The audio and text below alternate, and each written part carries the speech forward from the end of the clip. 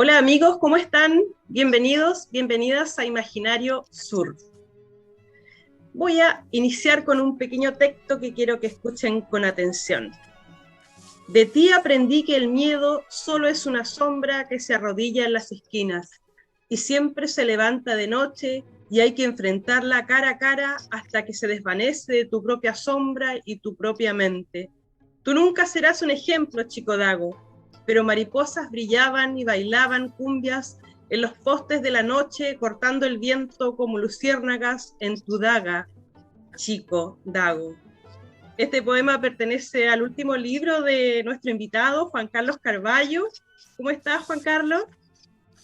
Bien, gracias, gracias. Es un placer estar contigo, Paola, una gran coterránea de acá de Rago, igual, así como lo soy yo. Es un placer estar aquí conversando, dialogando y ver qué sucede.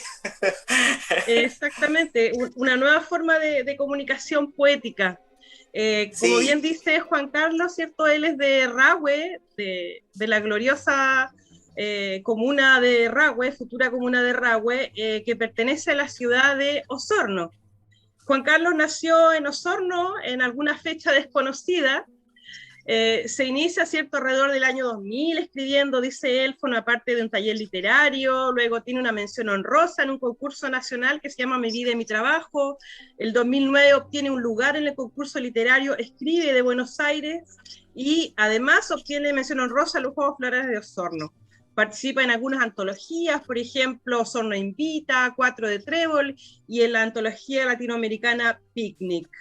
Tiene dos libros. El primero se llama Divagando en Colillas de Barrio, que llegó a diversos países, nos cuenta Juan Carlos, ¿cierto? Y su nuevo libro, Colonizadores de Periferia.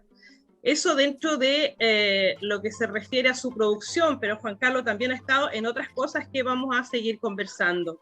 Me gustaría, Juan Carlos, que pudieras contarme cómo empezaste con el tema de la poesía, porque cuando yo te conocí, cuando éramos adolescentes por allá, no escribías poesía y de pronto eres un poeta muy particular y muy importante en la ciudad de Osorno. Cuenta. sí, bueno, la verdad es que siempre escribí. Lo que sucede es que en el liceo escribía canciones porque estaba muy ligado yo al tema de la música latinoamericana. Me gustaba mucho la música latinoamericana. Y dentro de mis cantantes favoritos estaba Víctor Jara, estaba Violeta Parra, Quilapayún, Mercedes Sosa, Inti Gimani. Desde ahí que me fascinaba escribir, me empezó a gustar escribir poesía, que me habían dicho canciones. Y hay una Ya. relación entre la poesía y la canción, así que yo creo que por ahí fue como que fueron como mis inicios escriturales, se podría decir, de poesía. Genial, sí, se nota. Yo noté un poco en tus poemas, ¿cierto? Que hay un tema musical ahí muy profundo. ¿Podrías tú leernos uno de tus poemas para ya ir entrando en terreno para que la gente conozca la poesía de Juan Carlos Carballo? Sí, podríamos leer algo del Divagando en Colilla de Barrio, que fue mi primer libro que, bueno, que sí, realmente salió de la calle, porque era un libro que costó mucho llegar a ese momento de la escritura, porque resulta de que yo iba en mi vida como poeta, cuando empecé a escribir, estaba enfocada en otras direcciones. Ujú. Está enfocada más que decir de que la poesía en Chile generalmente tenemos muchos referentes que son muy fuertes como Gabriela Mistral y Pablo Neruda. Claro. Y entonces la poesía era como más, mi poesía era como eso, como que salía más del alma, más de mis sueños, más de lo que sentía yo como persona. Ujú. Y el Divagando en Corilla de Barrio es una poética más o menos que tiene que ver mucho, que está mucho relacionada con la gente, con lo vivencial, con lo que se vive en las poblaciones. Claro. Exactamente, entonces el Divagando en Corilla de Barrio Divagando en es eso. colillas de barrio, sí. Divagando en El- Corilla de Barrio. Voy a leer esto, uno de los poemas que realmente ha gustado mucho porque son historias que realmente sucedían en el barrio. Ujú.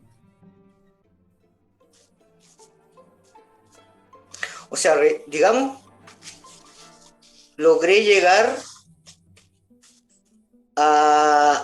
logré llegar a construir lo que se llama las vivencias de un lugar y las vivencias personales de algunas personas o mías, llevarla a la poesía, que es como es una forma narrativa, pero a la misma vez escrita en versos, poemas cortos. La Ya. cagaste, Pacho. Te dijeron, Pacho, que siguieras igual loco. Te veías pulento predicando dentro en Cana, y tus ángeles eran libres volando dentro de tu corazón, de siembra transparente, de gris a blanco. Hiciste conducta, cumpliste condena, pero en la yeca del enaque te pusiste más parado y más choro, y se te ocurrió la mala idea de echarle la foca al huicha, y le sacaste un estoque para percharlo y te pasara su moneda. La cagaste, Pacho, si el loco también es de la Pobla y se conocían de Broca Cochi, además mapuche, cholo de ancestros guerreros, ahora es halcón del aire enfrentando y esquivando bombas de humo. La cagaste, Pacho, ¿cómo se te ocurrió sacarle un estoque al Huicha? El loco sacó la pistola, te puso un tunazo y te pitió. Ahora tus ángeles vuelan para dejar tu nombre en una cruz, en una tarde gris como fueron los momentos de tu vida, y solo quedan flores dando sombra, ahí donde todos se quedan solos, en el patio los callados. Wow, qué fuerza, qué energía en ese poema, ¿no? El relato de la población, ¿cierto? Está como, te han dicho que tiene un poco un estilo como realismo sucio, un poco, ¿no? Que está con toda esta forma como de mostrar la vida cruda, sin ningún tipo de eufemismo, ¿verdad? Sí, Lo que he notado en tu poesía. También hay como una especie de nostalgia también de la niñez, ¿verdad? Como de un tiempo lejano, podría ser la aldea. Y cuando pensamos en la aldea, inevitablemente nos vamos a Jorge Telier, ¿verdad? Con el tema lárico, pero un larismo sucio, podría decirse, ¿no? ¿Qué opinas tú? Yo sé que tú conoces mucho a Telier. sí, bueno, en algún momento mi cercanía con Jorge Teller y esto, digamos, esto, Carlos Pessoa Belli, Ujú. fueron, se podría decir que son como uno de mis referentes. No he escrito de la misma forma como Jorge Teller, vuelve a la aldea, como se dice, o como Jorge Teller le dicen llegar esto, se dice, el tema lárico, volver al lugar.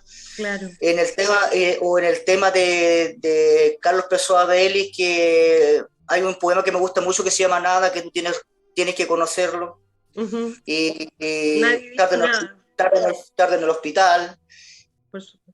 Comencé leyendo a Carlos Pessoa Belli cuando fue cambiando mi forma de escribir, como te decía, porque era como estaba como yendo por otro camino que realmente no tenía que, no es que no haya tenido que hacer en mi letra, porque resulta de que pienso yo como persona que uno tiene que tener esto, no tiene que olvidar de dónde viene, y lo otro es que tiene que tener un compromiso con su gente o el lugar donde realmente nació. Digamos en este caso el Utro, que es el barrio, el río Rahue, que son también que son como nuestra madre poética Ujú. o nuestro padre poético, que nos está brindando siempre la posibilidad de desde ahí arrancar o salir con poesía desde ya.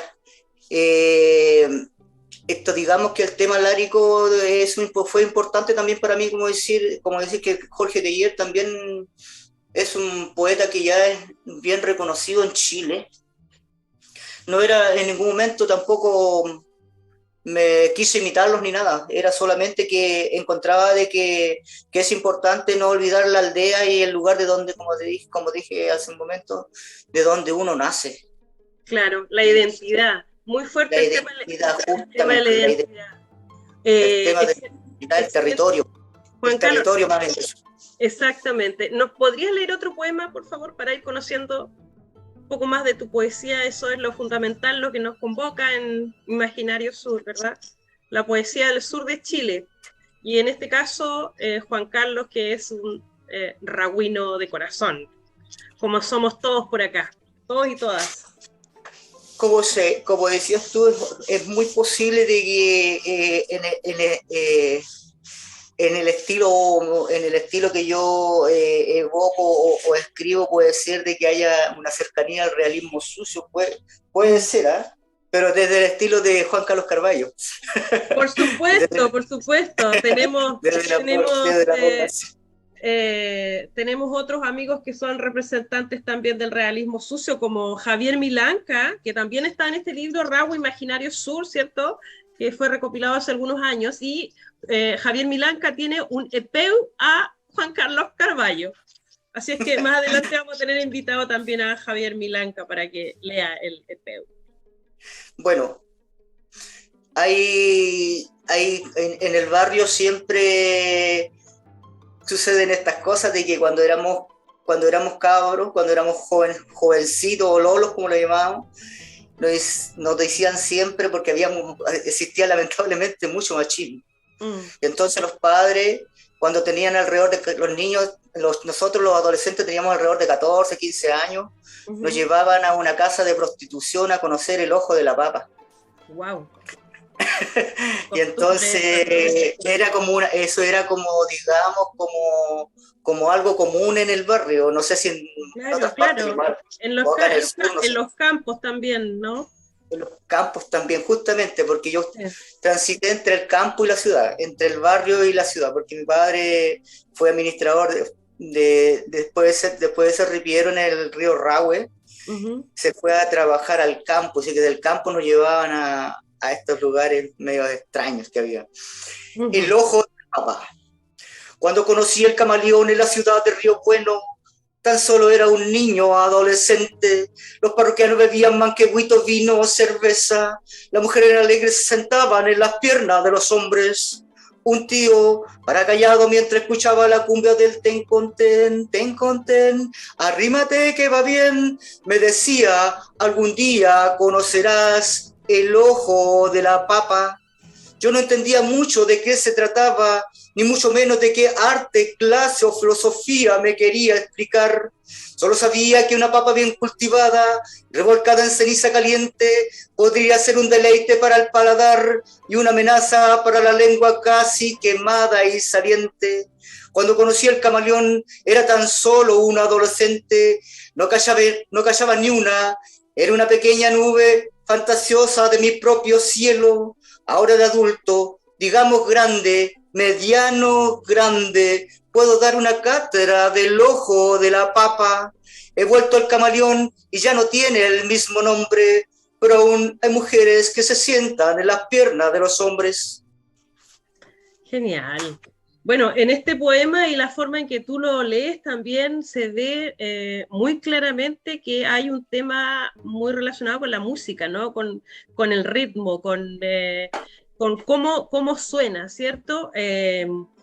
Pensando un poco en el tema de la temática, tú trabajas el imaginario del eufemísticamente dicho mundo vulnerable, ¿no? O el mundo de los pobres, ¿cierto?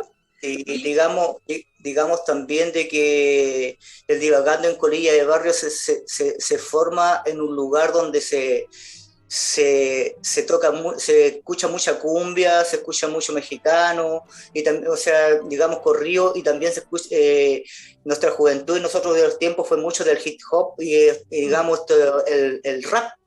Entonces, en todas las letras hay una musicalización en los versos. Eso es lo que le da, esa es la característica que tiene el Divagando en Colilla de Barrio, que es una melodía también en el fondo. Exactamente. En el otro libro, en el Colonizadores de Periferia, encontré música, pero recordé, no sé por qué, ¿cierto? Me evocó un tango, un bolero, mucho más allá que, o sea, con mayor fuerza que con un hip hop, ¿ya? Me parece que va como más por ese lado. ¿Podrías leernos un poema de Colonizadores de Periferia, un poco para hacer la comparación? Hay un cambio, bueno, más que de la comparación, hay un cambio rotundo porque el colonizador de periferia tiene que ver con con todas las cosas atroces o que pasamos en algún momento nosotros en las poblaciones, que es es la represión política. Entonces ahí hay un cambio, no sé si rotundo, pero este es como un poemario más de historia de lo que sucedió en el lugar en esos tiempos, como te digo, y aquí como que cambia un poco, ya no es tan musical, como dices tú, tienes todas las razones, como más esos tangos que salen en Argentina, que también son, porque el tango proviene en Argentina también de los barrios marginales. Claro, claro que sí. El mundo de Eh, Lampa, por ahí, ¿cierto? Tienes de repente Exactamente. historias. Es importante también decir que la poesía de Juan Carlos Carballo es, son historias, son Sí. verdaderos relatos. Y en el segundo libro también hay unos bastante extensos que son realmente, son relatos, son muy narrativos. Entonces se puede ver ciertas estas historias que están relacionadas con las apuestas, etcétera. Este está relacionado con una vivencia que tuve yo en el río Pimaiquén, Uh-huh. cuando niño. Que como te digo, Entre bueno, paréntesis, era casi ya un adolescente y fue una cosa no muy grata que pasamos porque, como tú viste acá, puedes recordar de que en ese lugar del puente Pimaiquén lanzaban a muchas personas en los tiempos de dictadura. así es, sí, eso era justamente lo que iba a acotar. Sí. Mutilado. Cuando solo quedan recuerdos del lugar donde vivimos, una casa vieja devorada por la maleza, el camino abandonado donde desaparecen las esquinas, el puerto, el arenal está más allá y botes ancianos duermen a un costado del río. A lo lejos, los días que nunca olvidamos desaparecen en los rostros de una neblina de invierno y la nostalgia son lágrimas humanas que se hunden como peces asustados, abandonados en las oscuras cuevas donde sucumbe la correntada de una noche en pleno vuelo en las aguas del río Rahue. Cuando nos retrocedemos y nos ponemos a pensar y observamos que en las poblaciones nunca hubo trincheras para retener el poder de las armas, una mediagua en la población es violada y violentada, dos niñas lloran asustadas debajo de un catre, el quintal de harina, las payasas pobres y de paja son destrozadas por las bayonetas y derramadas por el suelo. Son como los mismos brazos, las manos y piernas que más tarde serán golpeadas y violentados en su derecho y dignidad. A lo lejos los aviones son nubes gigantes que transitan por los cielos del Pimaiquén. Asusta la pasividad de los niños, de los hombres, de las mujeres, del pueblo cercano. En el lugar, los habitantes y los niños temerosos se asustan y no comprenden si es que hay o no hay una guerra. Han pasado los años, alguien sueña, alguien tiene una horrible pesadilla, aún revive lo que fuera un golpe de estado y de un hombre mutilado varado en un álamo a la cabecera del río, del que no se sabe y no se sabrá nunca de dónde era, a quién correspondía el cuerpo, cuando se pierde hasta en el agua su identidad, ni menos se sabe qué rumbo habrá tomado la otra mitad de los sisos lanzados, según dicen, a las aguas del puente Pimaiquén en una noche tan oscura como el invierno. Muy bien, excelente. ¿Cómo nace el nombre de este libro? Me llama la atención que juegue un poco con el concepto que en el sur es muy potente de la colonización, ¿cierto? Se llama colonizadores de periferia, pero es cierto, hay una vuelta de tuerca muy interesante. Sí, esa vuelta de tuerca es porque Osorno es colonizado por franceses, por alemanes, turcos, árabes.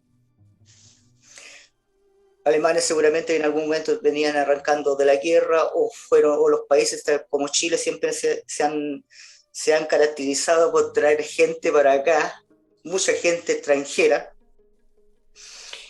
y vienen a hacerse la América, como se dice. Claro, literal. Entonces, literalmente hacerse la América, o se hicieron la América en algún momento. Y resulta de que ese es como digamos, como dijera Parra, o es como una, a ver, ¿cómo es la palabra?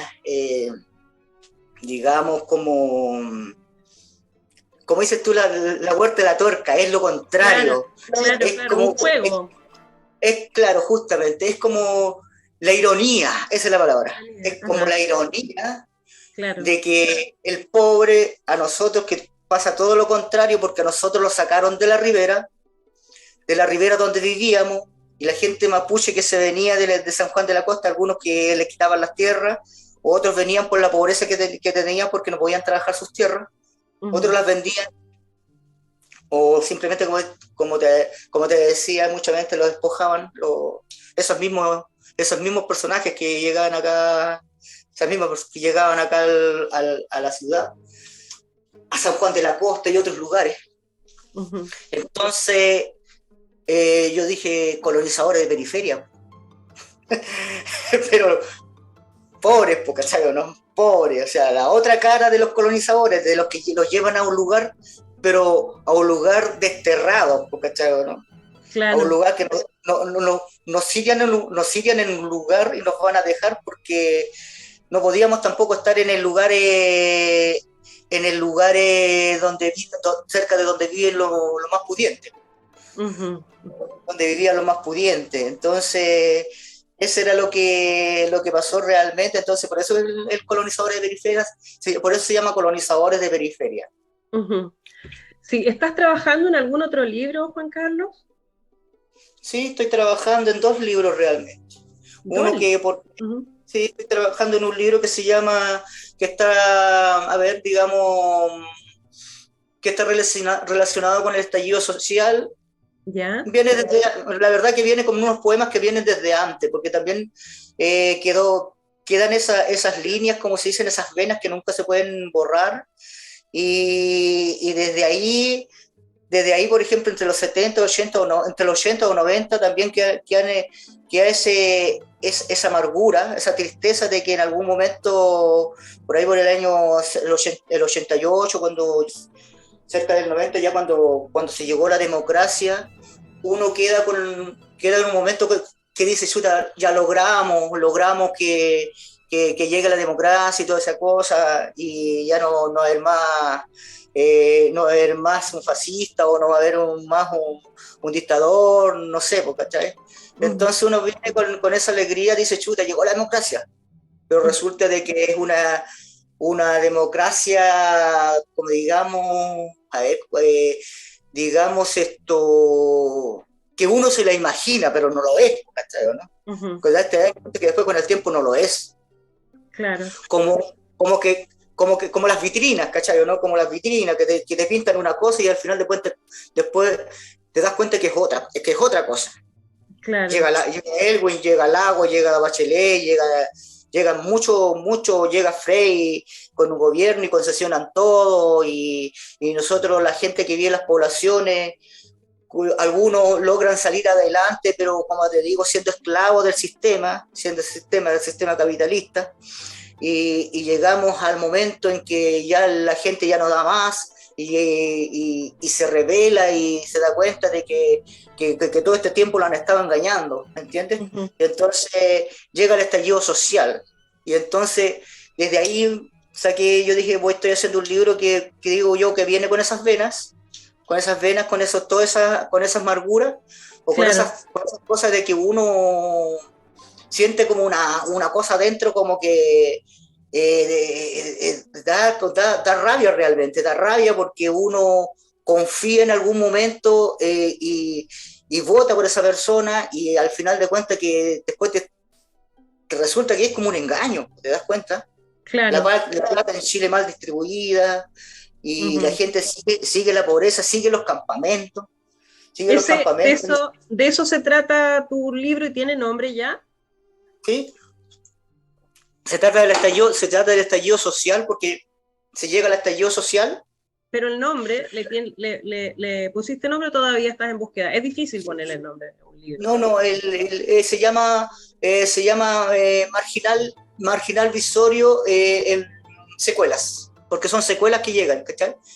Y Marginal, sí, son secuelas que quedan desde antes al estallido social y la pandemia, o sea, está relacionado. Hay muchos poemas que son del estallido social y que son de la pandemia. Ah, ok. ¿Y el segundo libro, el otro libro que estás trabajando, también es de poesía? Es un poemario romántico porque pienso de que va cambiando un poco la temática porque también uno se encerra mucho en lo que es en el sufrimiento existencial de nosotros como seres humanos, o vivenciales, como se dice, y que en algún momento también uno dice, chuta, el amor es tan importante también como para rescatar todo eso, salir un poco de eso. De hecho, esa era una de las preguntas que te iba a hacer, si no hacías poemas de amor, pero excelente que estés pensando, ¿cierto?, de cambiar las temáticas, porque claro, es agotador. Sí. Leía en el prólogo, en el breve prólogo que hizo Roxana Miranda Rupailaf en tu primer libro, Divagando entre colegias de barrio, que tú perteneces a una generación de poetas como Harry Folmer, David Niñit. ¿Tú piensas que te sientes formando parte de la misma camada? Yo creo que comencé después, o sea, yo comencé antes, pero comencé después con mis poemas. Yo ese tiempo, cuando empecé con mis poemas que tengo, no los conocía mucho a ellos. No, claro. Tampoco me relacionaba con ellos de ninguna forma. Pero en cuanto al imaginario, a lo que ellos escriben, a la forma en que ellos escriben, ¿te encuentras parecido a ellos? En cuanto a temáticas, ponte tú. Yo creo que la única relación que debe haber es que en algún momento se vive en algún momento en la periferia. O se habla de la periferia. Puede ser que ahí haya una relación, pero en el caso de David Añir es un poeta mapuche que habla de la periferia, pero entre mapuche y urbano, algo así, más o menos. Pero también él tiene un juego con las palabras, con la música, el hip hop también por ahí, ¿no? Claro. En ese sentido puede ser un poco parecido. Juan Carlos, ¿podrías leernos otro poema de tu segundo libro, Colonizadores de Periferia?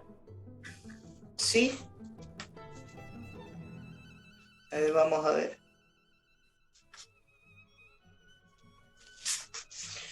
Vamos a leer el Hijo de Periferia. Este se podría decir que es el poema principal, porque este relata más o menos lo que el tránsito de donde empezó el libro. Empezó en Ovejería realmente. Ovejería es un lugar que está donde yo nací a propósito en Ovejería. Ovejería, para quienes no conocen, es un lugar que queda frente a Rahue. Rahue es un lugar que está separado por un río de la ciudad de Osorno, y junto a Osorno está Ovejería y al otro lado está Rahue. Digamos que el poemario, el Colonizador de Periferia nació ahí, porque de ahí nos lanzaron a vivir a un lugar lo llevaron a un campamento, porque vivíamos en el campamento Trinchera, y del campamento Trinchera nos llevaron a vivir al primer campamento que hubo en Rahue Alto, que se llamó Campamento Che Guevara. Y actualmente se llama el Campamento Che Guevara después del golpe de Estado. Después del golpe de Estado lo pasaron a llamar Carlos Condel. Hijo de Periferia. Hoy nos marginaron de vivir cerca de la urbe preciosa y la bella puta ramera de cristal. Vivíamos cerca del río y nos bañamos de puros antojos para nadar como peces en el apetito cotidiano. Después de una avenida nos llevaron a vivir lo más lejos de los pudientes. Debe ser por diferencia de estatus, dinero, vena racial, puta la hueva. Nos llevaron con la inocencia como de quien carga un bulto de algún emigrante desconocido, puta la hueva. Nos llevaron a vivir a un campamento de Mediagua llamado Che Guevara. que más tarde le llamaron Carlos Condel. La mediagua eran de 2 aguas, cascarón de pino, una puerta y 2 ventanas, un pozo negro de respaldo en el patio para meditar y pensar, porque el water sirve para imaginarse huevadas, buenos momentos y reposar, puta la hueva, todo con vista hacia la calle de tierra y piedras, por si nos antoja resbalar o tropezar a pies dormidos en una neblina mañanera. Pero aquí no se podía ser amermelado, había que ser vivarachito, ascurrido, saltón, aprenderse a ganar la vida en un oficio como obrero o en cualquier otro invento, aunque no brille mucho el sol en los bolsillos, puta la hueva, no heredaron la periferia, aquí levantamos nuestra propia bandera, construimos nuestra propia historia, aunque la luna no siempre brille en el raspe de la soya, pero el aliento de vivir siempre es lo que sobra. Por cultura, diferencia de clase o monetaria, no educamos en colegios municipales, ojalá lo más cerca del barrio y de la esquina, ahí donde reinventamos y damos vuelta las palabras creadoras, onda huidobrianas, aunque del Esnaki a la Yeca, la Tagua, el del Domun, y la vía no lo sabe nadie, paisa, solo mi propia sonora melodía de un Nobel vivito, puta la hueva. Tal vez seamos un poco diferentes al léxico de otros educaditos, pero esto no es el cuento. Ya viene el que se educa en colegios privados, particulares, donde todo debe ser más bonito. No todos tienen el mismo privilegio, al que le tocó, pero digámosla firme, a los de la ribera de verdad no heredaron la periferia, entre criollos pobres, mapuches desterrados de sus tierras, otros paisas ganapan, obreros de educación mínima, sí, pero hueones, ignorantes nunca, la ruta o el destino, puta la wea. Genial, Juan Carlos. Ese poema debe ser un éxito donde te paras, ¿o no? Todos me piden autógrafo. Sí, me imagino que sí. No, si Juan Carlos se las trae. La verdad que ese poema está recorriendo muchos lugares hasta de fuera de Chile y ha quedado muy... Por ahí hay unos videos, igual está muy... Ha sido muy, pero muy fuerte.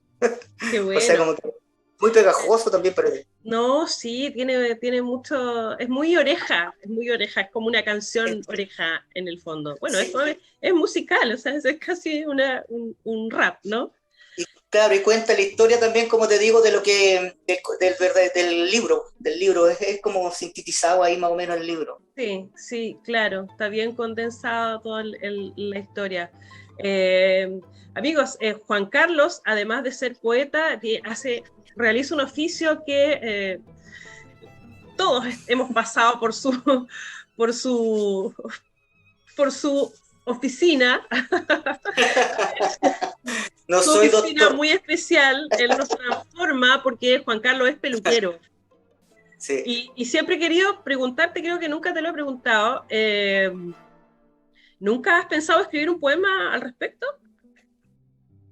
Sí, he escrito algunos poemas, pero la verdad que no sé por qué no me inspirará, sabes que el trabajo es como, a ver, digamos, como que cuando me pongo a escribir, porque soy un maniático de escribir, como se dice, yo creo que estoy enfermo.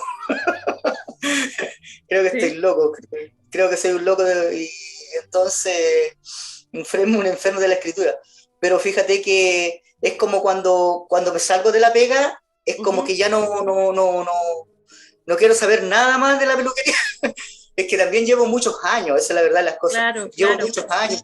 Empecé súper jovencito. ¿Cuántos años llevas como peluquero? Empecé a los 17 años, entonces alrededor ya cerca de 30 años. Entonces empecé como muy joven, ¿cachai? Entonces eso hace de que es como cuando tú estás en un carrete y te dicen, y cuando empiezan a hablar del trabajo también es fome, ¿o no? Entonces, bueno, suele suceder que en algunas reuniones algunas personas quieren que se les corten el pelo y suceden algunas situaciones un poco divertidas, pero bueno, cosas de la poesía y cosas de la peluquería también, ¿verdad? Sí, me ha tocado teñir el pelo en estado de ebriedad porque o cortar el pelo a algunos poetas también, No, pero Juan Carlos es muy generoso en así, ese ha sentido, a sido, cualquier hora está disponible para trabajar. ha Siempre sido anda una, más que con nada, las tijeras en los bolsillos. ha sido también como parte de una morada y parte del hecho de que los poetas también son como que todos como nos prestamos en algún, somos serios, pero cuando estamos en carrete o Somos como estamos entre lúdicos, nosotros, también lúdicos. somos muy divertidos, nos gusta tontear, hacer cosas. Claro, bueno, y dentro de todas estas reuniones poéticas que suceden allá, imagínense en el frío del sur, con a veces grados bajo cero, con una lluvia torrencial.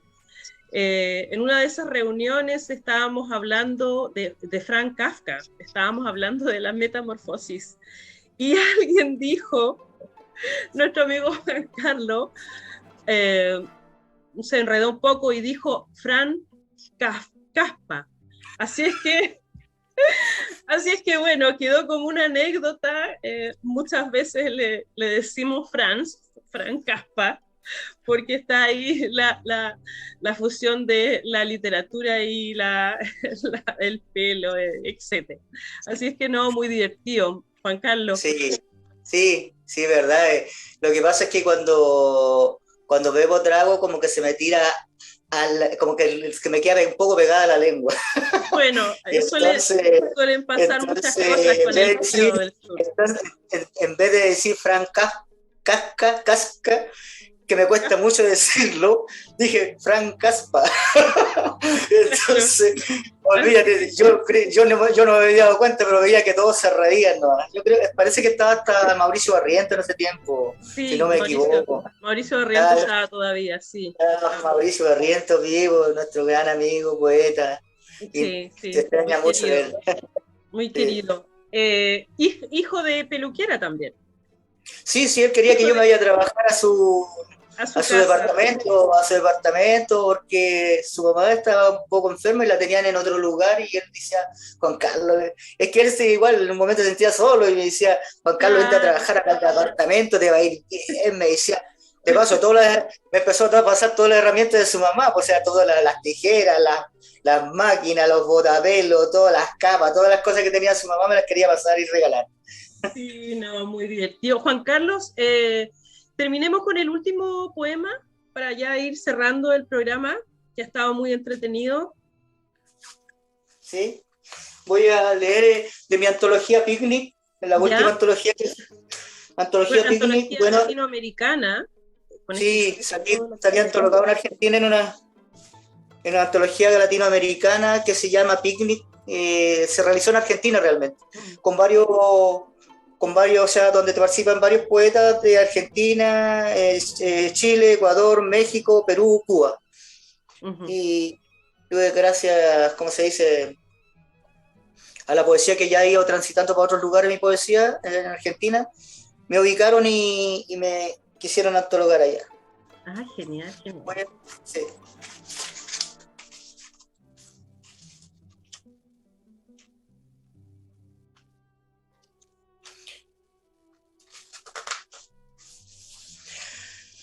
Le hablo al río, le hablo al río y al silencio, a los bosques que se reflejan en el alma, a tus ojos que lloran por la brisa sin verme, cuando a lo lejos sé que tu corazón responde lo que nunca te digo, lo que mis labios siempre callan.